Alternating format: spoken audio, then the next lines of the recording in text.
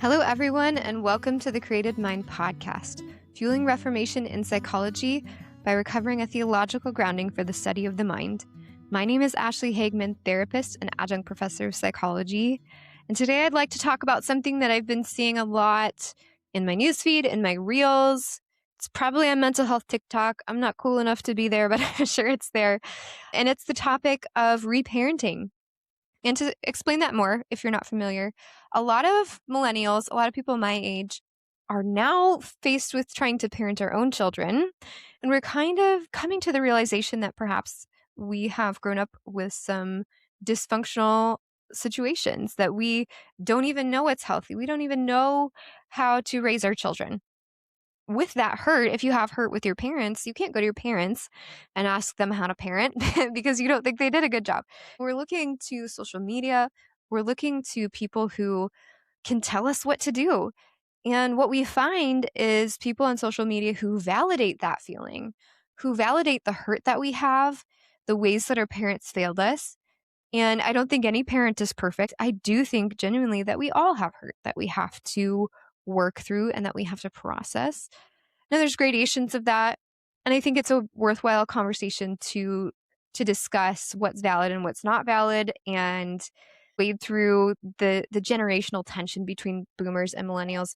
With this podcast, though, I'd like to focus mostly just on talking to millennials, wading through what is good about this idea, what is helpful about this idea, what is not. How can we ground this in the truth of Scripture in a theological way to be able to discern, like, hey, what of this is good and what's not, and how can we move forward from the hurt that we've experienced, and how can we parent our children in the best way? I'm going to provide a critique of what we're seeing out there in social media. I'm going to talk through what is good about this from a theory standpoint. We're going to give some little history because these ideas didn't develop in 2026. These are actually ideas that have been around in psychology and have developed and evolved and become popular and become skewed into pop culture. We're going to sort through a little bit of that, talk through what's good and what's not about that. Then I'd like to give you some grounding theologically on what concepts do we need to hold to through the way that God has revealed to us in Scripture.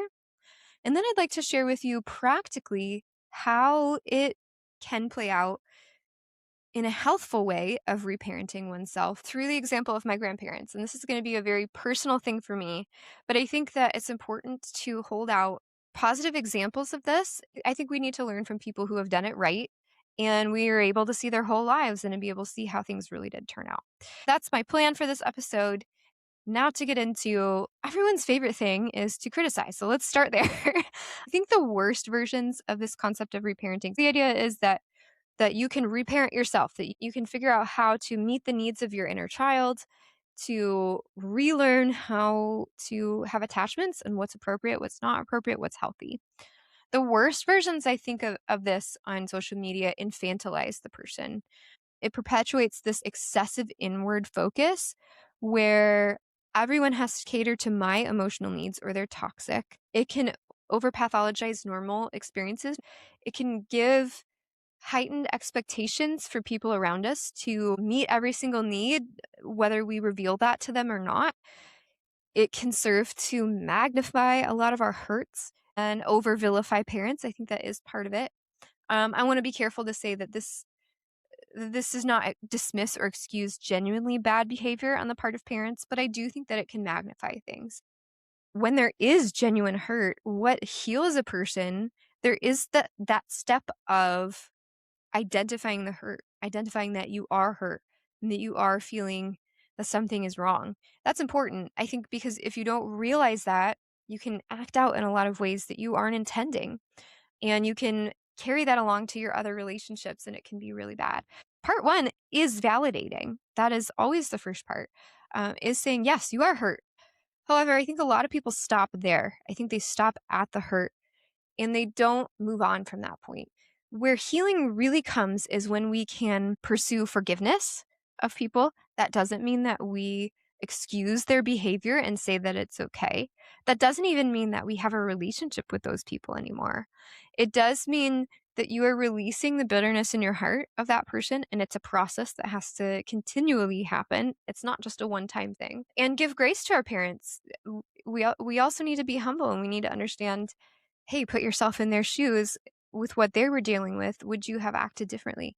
That doesn't excuse bad things that they did.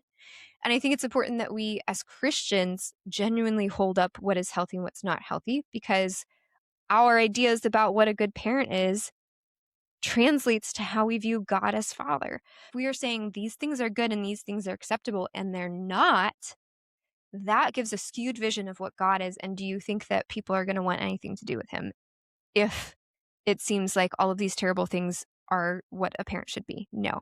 We need to be very careful to guard the ideal of what parenthood should be so that people can identify where parents have gone wrong. We need to call a spade, but we also need to, from that, as Christians, process forgiveness, process grace, and have that extra step of healing. I also find that with many of these influencers that they're also millennials. They're kind of in the same boat as us. And they have a lot of good ideas about what's happening, but I don't know, do they actually know how it's going to play out? And that's one thing I think with a lot of parenting books that I read, it's like that sounds good in theory, but that is an idea that came about in this generation. What are my kids going to say about that when they grow up? And how could this go in the next 30 years? I don't, do we really know? I think there's a lot of value to seeing what is time tested and what has gone well in times past. That's not to say that anyone, obviously I'm a millennial and I think what I say is of value, but I do think there's something to be said about people who with wisdom and looking up to people and having mentors who are older than you, who have raised their children successfully, who have good relationships with their children, whose children are healthy people. What did they do right? I think that that's what we need to be looking at and idealizing and considering with more weight than what we're hearing on TikTok. The concept of reparenting came out of the idea of schema therapy. Schema therapy, strictly speaking, is a diagram or a plan. If you look up in Webster's dictionary, that's what that means. But in psychological terms, it's similar to that. It's a structure, but it's a cognitive structure. It's a person's interpretive lens, the way that they view the world, the way that they organize new facts and new experience that come into their mind. You think about how, for example, say your mind is your home and you get new things that come into your home all the time. You don't just pile them all in the middle of the room. You buy your groceries, you don't just leave them in the middle of the room. That's not helpful. And then you just become overwhelmed with a pile of stuff. It needs to be organized. It needs to be hung. It needs to be put in a box. It needs to be have a context to what that thing is. It needs to be with its like items. In order for you to be able to make use of it, it has to be organized in a particular way. So our brains have a structure to organize and interpret all the crazy amount of information that is coming at you all in one day. Just think about everything you see, and the ability to see something new and yet understand what it's like gives you a context for how to treat that thing, how to use that thing. For example, this is an example that I heard in my psychology class that really made sense to me. If you think of this schema of a dog and let's think about how a child learns the idea of a dog. First, they see this fuzzy, four-legged creature who's brown, who's running around their house, and the parents point at that thing and they say a dog. And the child learns, yes, oh, that thing is a dog. Then later, they go outside and they see this brown, fuzzy, four-legged thing outside, and they point to it and they say dog. And their parent says, oh, no, sweetie, that's actually a horse. And the child categorizes that away and thinks about, okay, so what's different from the horse than is different from a dog? The horse is bigger, the horse is taller, it has maybe a different shape. Well, then this child goes and sees another creature. This creature is fuzzy and four-legged, but it's not brown, it's white. And yet my parents are also calling this thing a dog. Then you file away in your mind file that a dog doesn't have to just be brown. What consists a dog is perhaps similar shapes. What is crazy to me is the ability of humans to be able to see a new breed of dog that they have never seen before and be able to realize that that's a dog. It's incredible the complex level of categorization that even a young mind can accomplish, and how useful that is to be able to have these shortcuts in your mind to categorize and keep things in a way that can be useful. Now, this is a beautiful way that God has created our mind, but our schemas can be faulty because they are built on the experiences that we've had and the scaffolding of family and friends, other adults, people who are further along in development, who have helped us to categorize these things with these categories that have existed in humanity for how long, so that we can start with this knowledge and build other things. Your schemas are only as good as the support that you had to develop them. When you think about the idea of relationships and how to interact with people, what is a mom and a dad? How should they act? What is love? What does it mean to be the child? How do people give and receive love? What is healthy and what's appropriate and what's not? How are my needs met? Do my needs matter?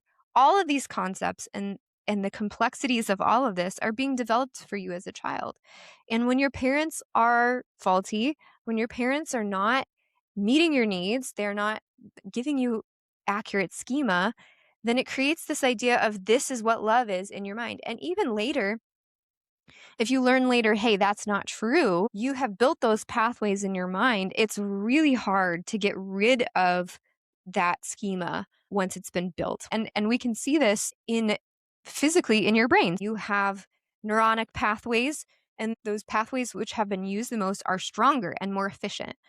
The electric impulses take the path of least resistance. They take the path in your mind that has been the most developed and is the most efficient. If over and over and over and over again you have been taught this is what love is, this is how you relate to people, that's where your brain is going to go. It's efficient. In order to learn something new, it takes a lot of work because you have to take the slower route, the harder route, and you have to starve out this strong pathway, this efficient pathway. It takes a lot of really purposeful effort to change your schema.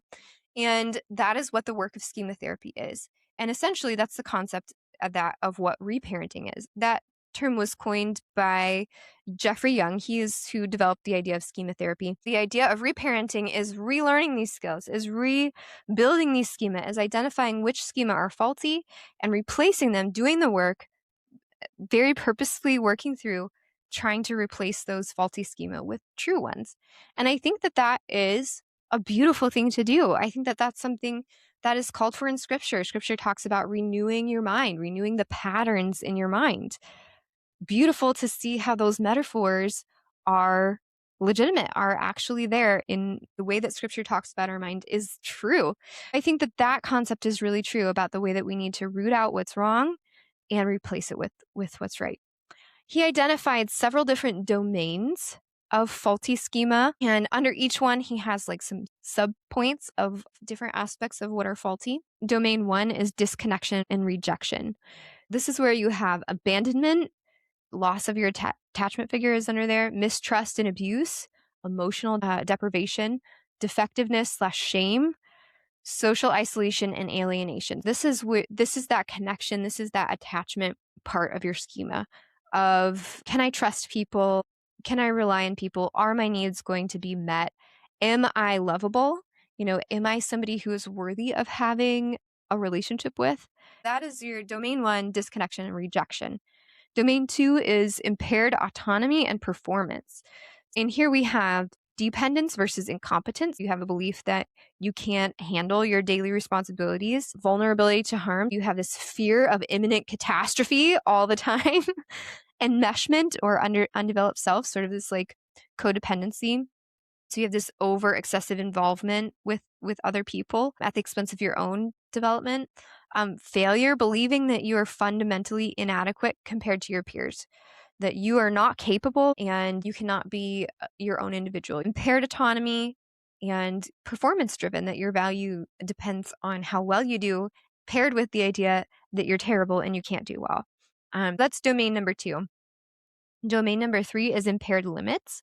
Underneath that one, you have entitlement/grandiosity. You believe that you are superior to everyone and you shouldn't be subjective to their rules. Rules for thee, not for me. I think that that is one that's gaining a lot of attention in popular culture.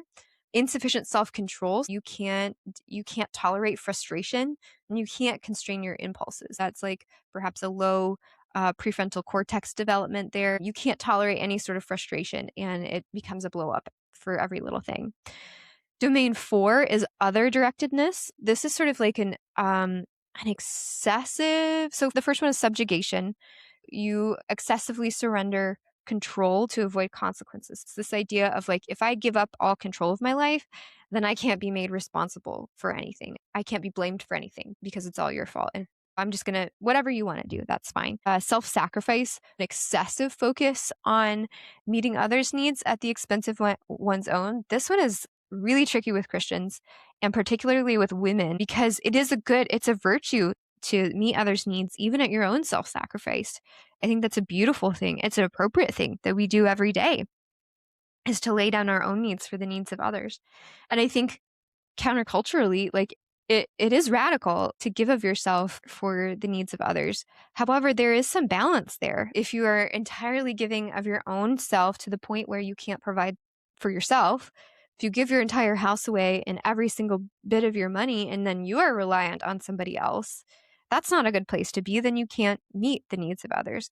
If emotionally you are spending yourself every second of every day to the point where you can't care for yourself, and to the point where you are perhaps even suicidal and wanting to take your own life, that's not okay. This is excessive focus on meeting others' needs, not out of a love for that person, not out of joy, but out of this guilt and out of obligation, or out of this faulty schema that is my value is solely directed in what I can give to other people.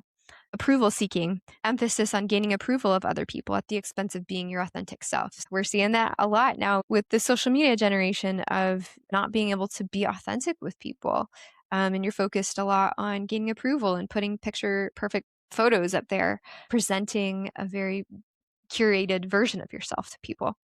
Domain number 5, overvigilance and inhibition. Under that one, we have negativity and pessimism. You don't expect anything good to ever happen to you. Emotional inhibition. You're not very emotionally expressive. You're very reserved. You're going to not talk about what you're feeling to anybody, even those who are close to you. Unrelenting standards and hypercriticalness, the belief that you must meet these extremely high standards. Punitiveness, the belief that people deserve harsh punishments for their mistakes. Those are the 5 domains of faulty schemas, and he worked on identifying those in people's lives and relearning what's good and the positive ways that we should relate to people and understand ourselves. I think there's a lot of value in these. I think a lot of these are really true. I think a lot of these really are unhealthy and aren't good. But I do have a couple points that I would like to push back on Jung for. The first one is that ultimately we all have faulty schemas. We all live in a sinful, broken world. How can Jung even identify what is really healthy and what's really appropriate?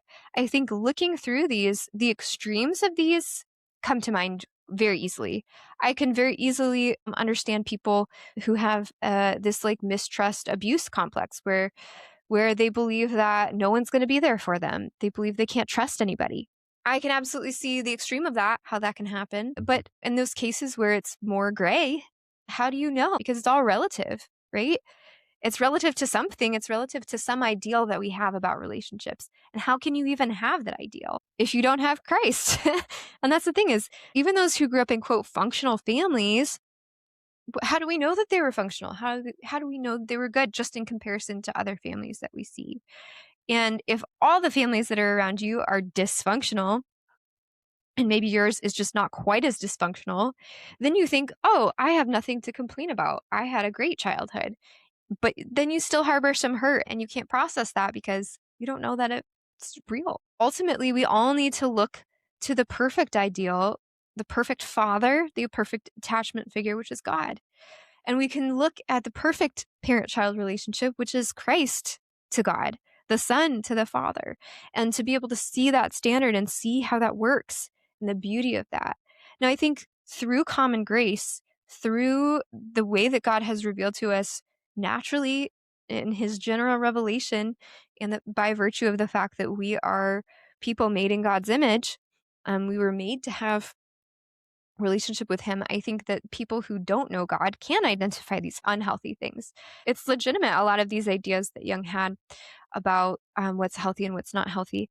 But ultimately, that can be very skewed, especially when it comes to practically looking at an individual's life.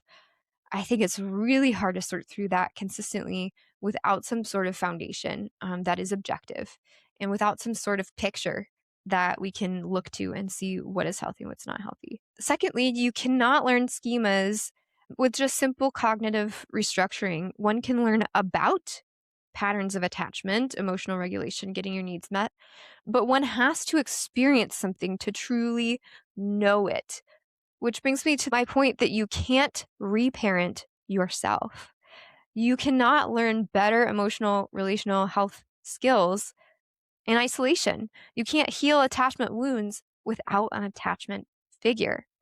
There's value to learning about new attachment patterns, but you can't learn them without somebody that you're doing it with. For those people who do not have a good attachment figure built in with their parents, they need to find a new person to be that attachment figure and to be that parent that they needed. People know that. Instinctively, we know that. When we're hurt, we seek out, because it's an essential thing to us as humans to have parents. It's something built into the structure of creation, is to have good parents. When people are hurt, when people have these attachment wounds, they're seeking this relationship, usually in inappropriate facsimiles of it. They seek it out in unbalanced romantic relationships. They turn to their spouse to relearn attachment. And that can be unbalanced because your spouse is not your parent. That's a very different relationship than a parent-child relationship. Some people turn to their children as this attachment figure to relearn attachment. That's where you get this flip-flop relationship where the child becomes the emotional support to the parent. Or friendships. You have these mismatched friendships where there's a friend who is essentially the parent, and that's not what friendship should be. Friendship needs to be a give and take. On the earthly side of things, I think that there is a type of relationship that has been lost in our culture that we desperately need to get back. And that is the idea of a mentor. That is the idea of intergenerational relationships. They're not just important for your teens, as I've talked to previously on this podcast. They're important for you. You need to have people who are older than you at a different life stage than you that can be that attachment figure, that can heal those attachment wounds, that can teach you different patterns of relating, and that can meet your emotional needs. Seek out someone that you know who's doing it right, but ultimately, for our greatest picture of what it means to have an attachment figure, the person that we should turn to first should be God as our Father. And I want to lay out for you a few concepts of what it means to have a father. And this is not an exhaustive list. I think there's many, many books who do it much better than I do. I really encourage you to perhaps read some of those books, but mostly just to dive into scripture. I'm going to share a few of these really key scriptures that talk a lot about God as Father. Some concepts that we see throughout scripture, what it means to be a father. One of the bigger ones is inheritance. As children, we have a beautiful inheritance from God our Father. We are heirs with Christ. There's something that our Father is building for us. There's a beautiful life that our Father is building for us that will be ours in the fullness of time. The second one is belonging. We become adopted as sons. We are brought into a family where we have belonging, where we are identified with the Father. We have rights as children of God. It's not this like controlling situation where we are just steamrolled right over. No, in the structure of families back then, the son, the heir, had certain rights in the family structure that slaves do not have. So we have rights to be treated well. We have love. The father loves his children. He cares for them. He hears their cries. He feels their fear. He feels their hurt. And he gives them love. He meets their emotional needs. He gives guidance. He tells us the wisest path and gives us what we need to know in order to make good decisions. He provides for us. He meets our needs. He protects us. He keeps us from harm.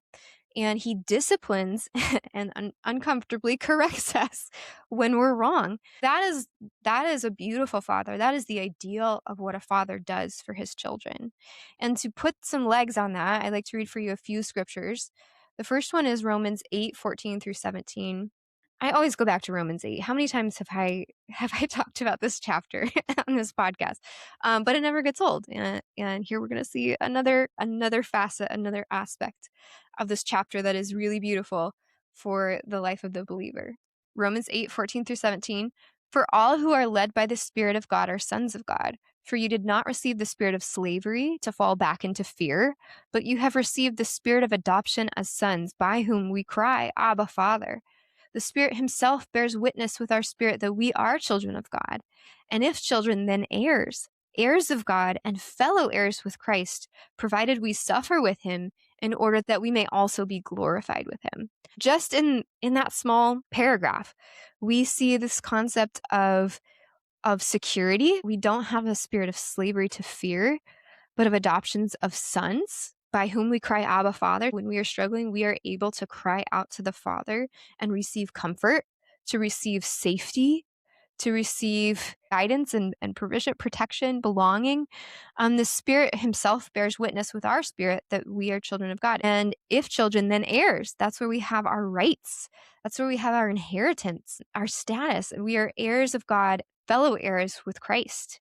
I think that shows something, to see how God has honored Christ, humbled him when he came to this earth, but he gave him the name that is above every name. And if we are fellow heirs with Christ, then we have certain rights, that position of within the family, that I think a lot of people who are treated like nothing can really identify, and that's really healing. Provided we suffer with him in order that we also may be glorified with him. That's that belonging. That's that no matter what you go through, we're doing this together. And sure, we're going to go through some stuff as a family, but we're doing it together. And when we get through it together, there's going to be beauty on the other side. Galatians 4:1-7. I mean that the heir, as long as he is a child, is no different from a slave, though he is the owner of everything. But he is under guardians and managers until the date set by his father. In the same way, we also, when we were children, were enslaved to the elementary principles of the world.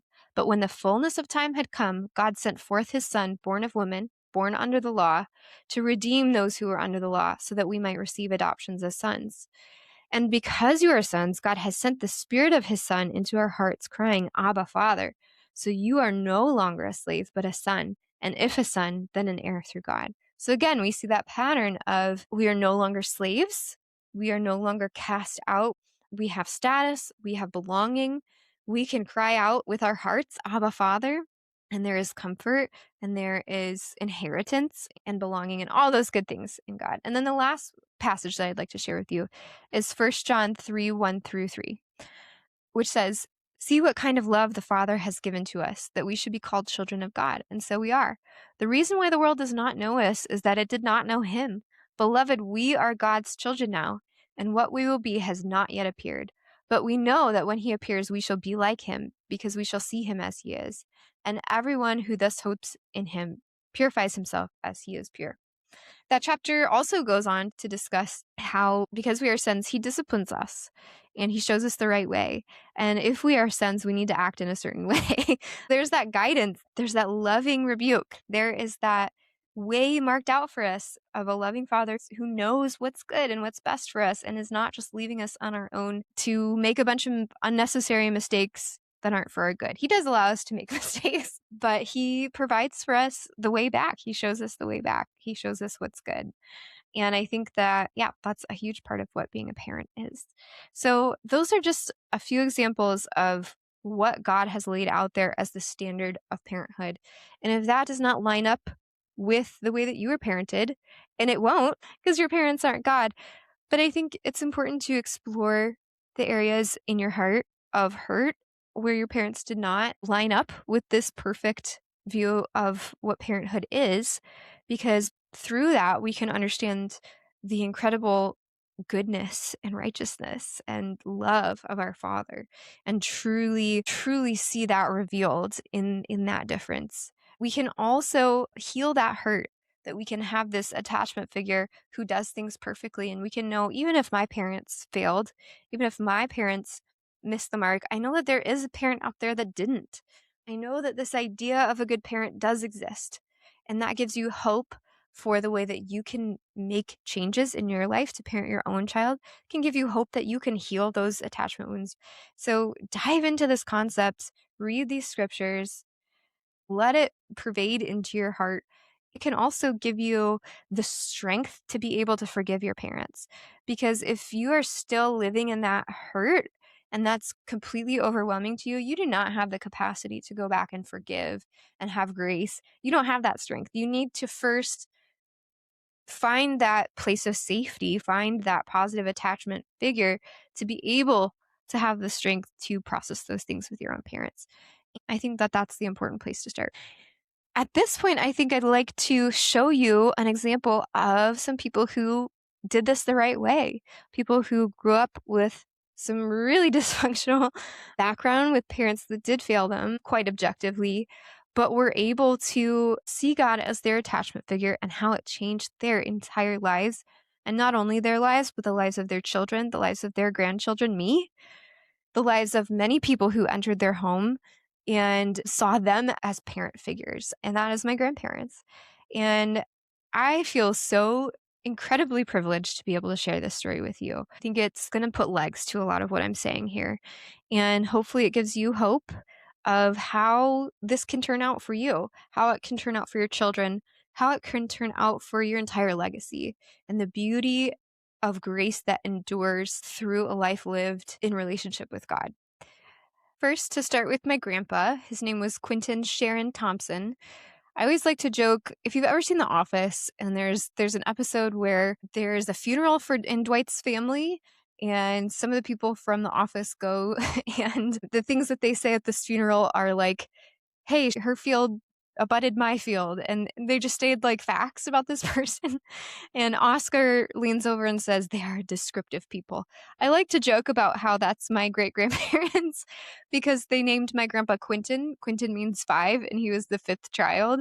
Sharon, because he was born in Sharon Hills, Pennsylvania. And so, so he was the 5th child born in Sharon Hill, Pennsylvania. His father, I'm unclear on the fact of when his father moved out west. He was a military man in the Navy, and he moved out west for his job.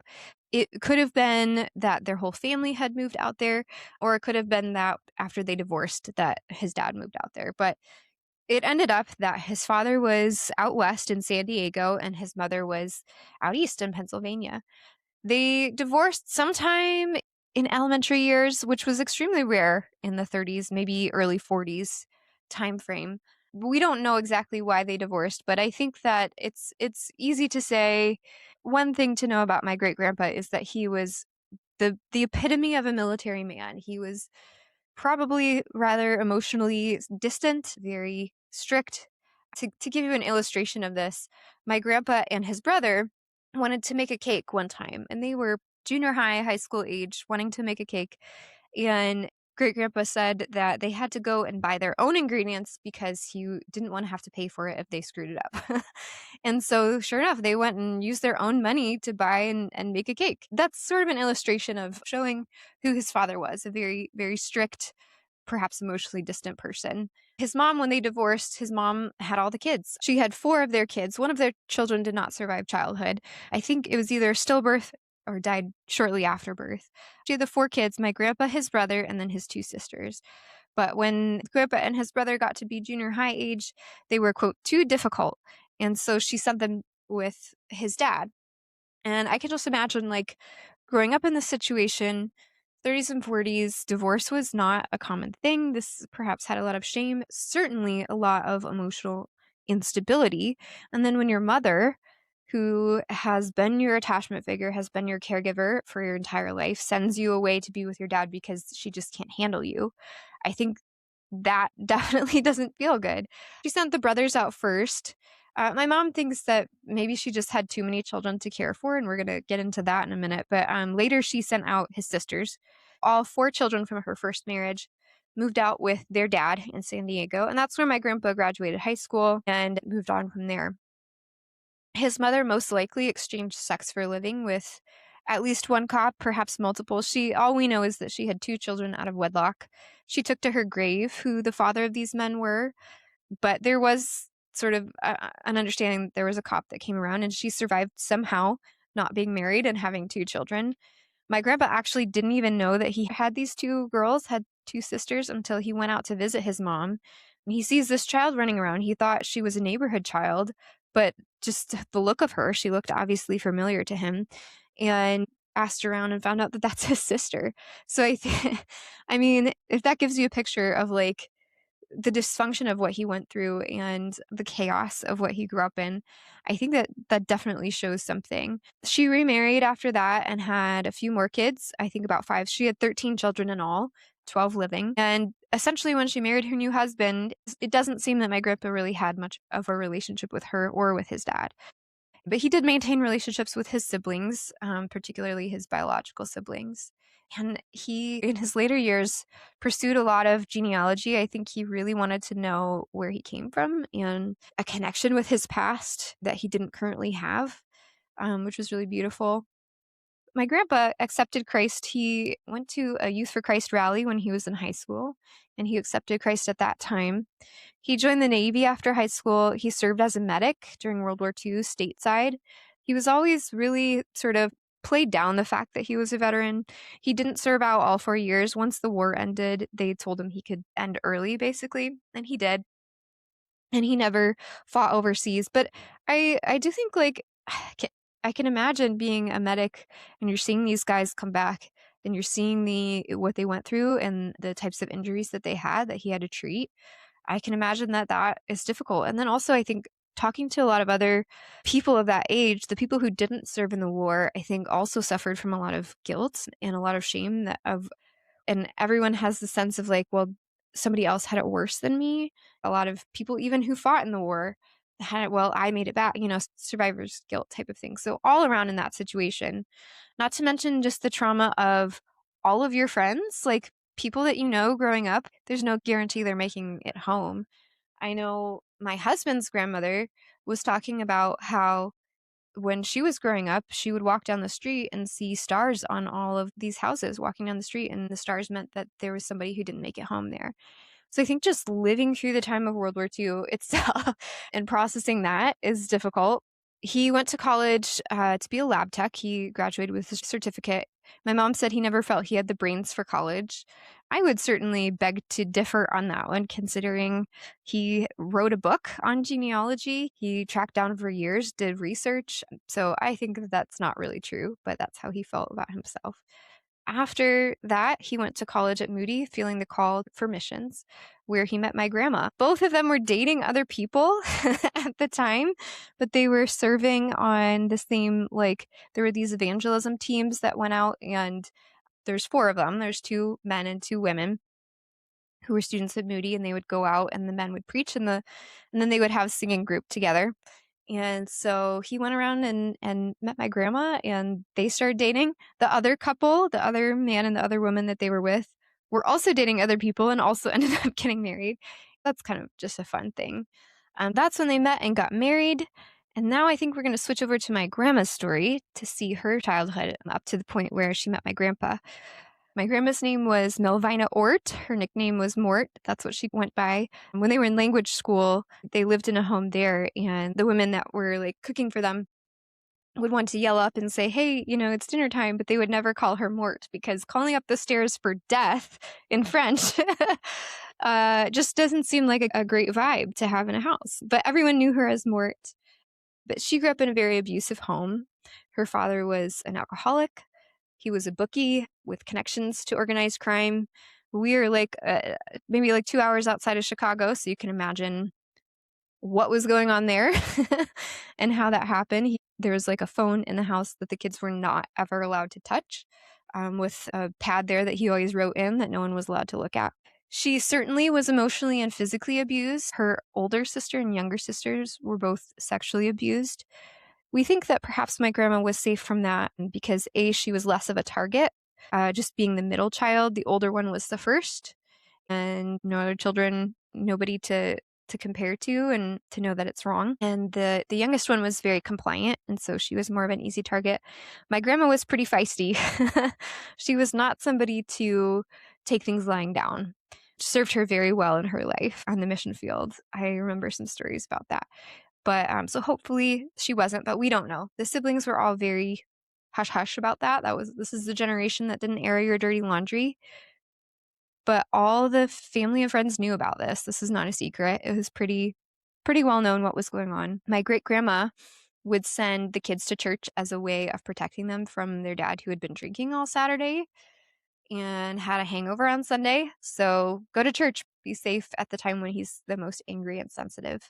She was able to grow up in the church. She was able to see families there who did things the right way, and she was able to know what love was. We don't know exactly when she accepted the faith, but we know it was sometime during her time there. Her younger sister, Louise, to give you sort of an example of like how traumatic this was, as if you need more than that. She committed suicide at a young age. I know that I have red hair, and that was a big surprise to my parents when I was born because they didn't know that anybody had red hair. But Louise passed before color photography, and by talking to people, we were able to find out that she actually did have some red hair. So I think that that's a beautiful legacy that the Lord gave that to me in honor of her. So my grandma, grew up, she graduated. The timeline, I'm not 100% sure. She at one point went to Moody, and obviously that's where she met my grandpa and was trained to be a missionary. And then she also went to Lutheran Deaconess Hospital for nursing training. My mom thinks that was after Moody because there's some connections where she had a patient at the hospital who he knew the boat captain of the boat that they were going to take over to Africa or over to, maybe it was Belgium they went to Belgium first. So it was probably Belgium. And without telling them, he called the captain and upgraded them. So they got like a nicer place to be on the boat, which was pretty cool. So yeah, so she trained to be a nurse and they went off to the mission field. They were in Belgium for a while learning languages. They learned 5 languages.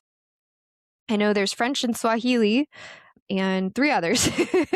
My mom could probably tell you about all the others. And all my uncles and my mom grew up learning these languages. My grandma told them that they should always speak to people in whatever language they spoke to them in, because she was afraid. She didn't want my uncles and my mom to become this sort of like sideshow act of like, look at these little white kids speaking Swahili, because they would meet ambassadors, they would meet a lot of Europeans. And she was always very concerned with what's polite and what's proper. And my grandpa was very not that way, which made for some really fun stories. They went in the mission field to Zaire, which is now DR Congo, and they served there for 8 years. My grandpa was he did all the lab work for the mission station down country. And my grandma was a nurse, but she was not just that. I mean, when you are out in the bush, and they were isolated from everywhere, and there's people that are on their deathbed and they need a surgery, doesn't matter who, you're just going to do it. And so my mom was saying that she had textbooks, she had medical textbooks, and she did surgeries that she had read in that textbook that day successfully. My mom said she never lost a patient. She was, as a nurse midwife, doing surgeries on people because there was nobody else, and she saved a lot of lives. She presided over many healthy births and just showed a lot of the love of Christ to the people there, until a doctor there told her that she had cancer, which ended up not being true. And my grandma thinks that that was the doctor's way of convincing them they needed to leave before war broke out. So there was a really bloody, vicious civil war that broke out in Zaire, which is how it became DR Congo. And perhaps there was some transitioning in there. But anyways, things were not great in the country at the time, and they were not planning to leave. They were going to stay.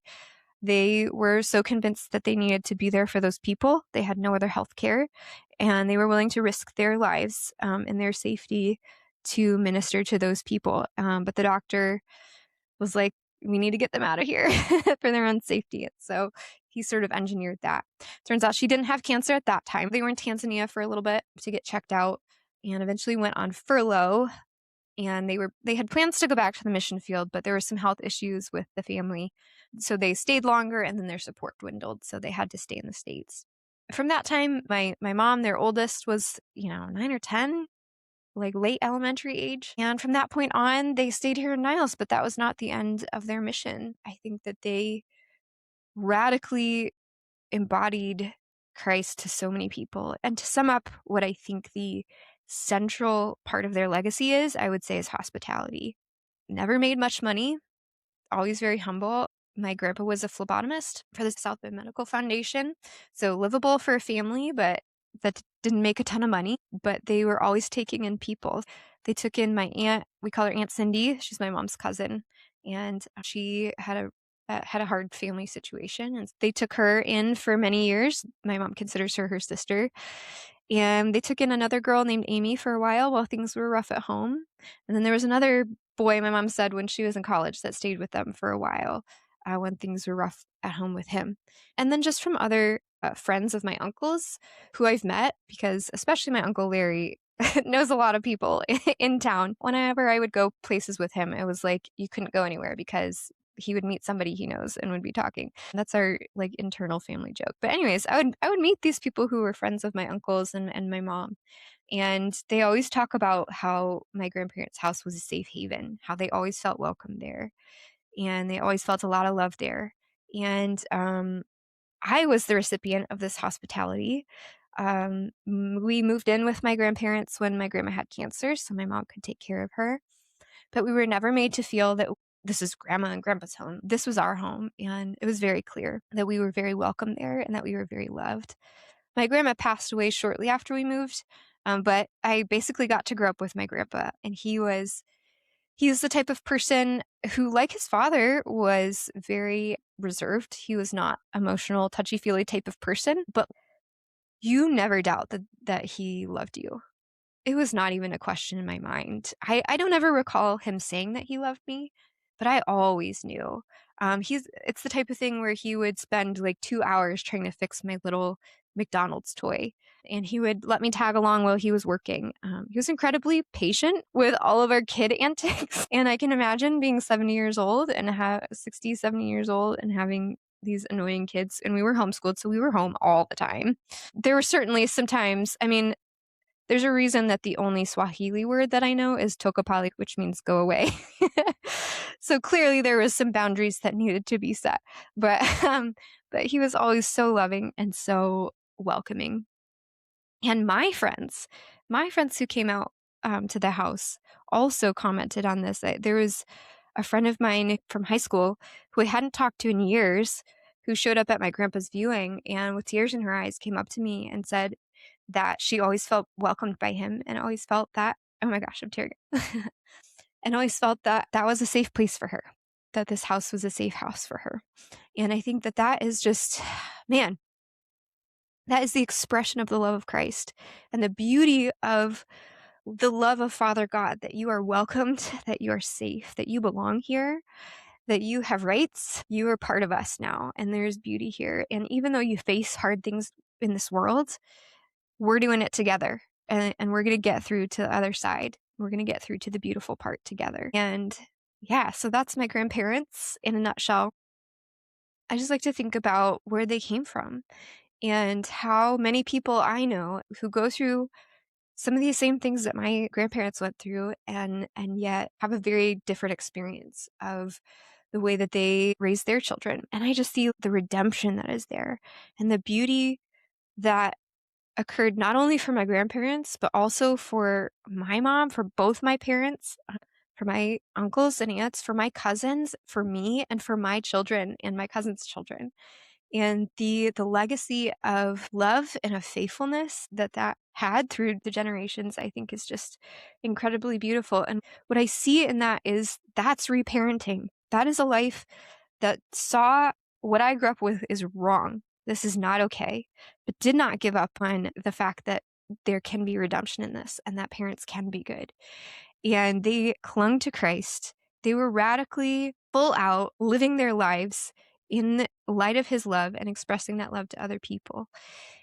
My prayer for you as you hear this story and take away the legacy that my grandparents have given to me and now I'm sharing with you is that as you seek to understand your own childhood and perhaps the trauma that you have gone through, as you try to understand how to heal those hurts, heal those attachment wounds, figure out what's healthy and what's not healthy, that just as my grandparents looked to God as their father and healed their relationships through that and provided such a different life for their children and their grandchildren, that you would do the same.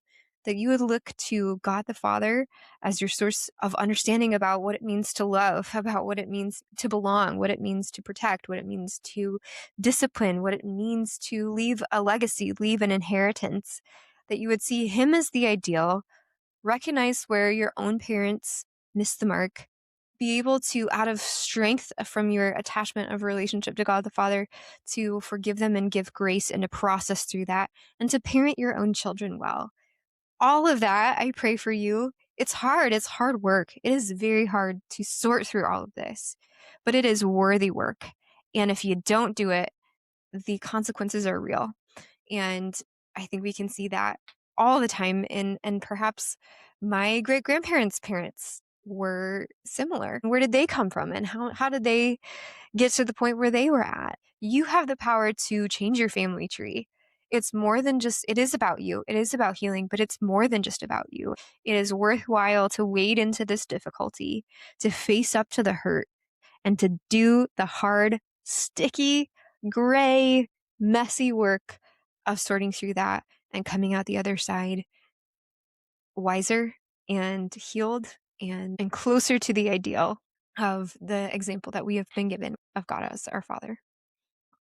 If you like what you heard here and you appreciated this perspective on this concept, then I would encourage you to join me over on Substack. I love hearing from people over there. I sometimes post thoughts that I have. Every once in a while, if I have the time and energy, I'll write an article and post it up there.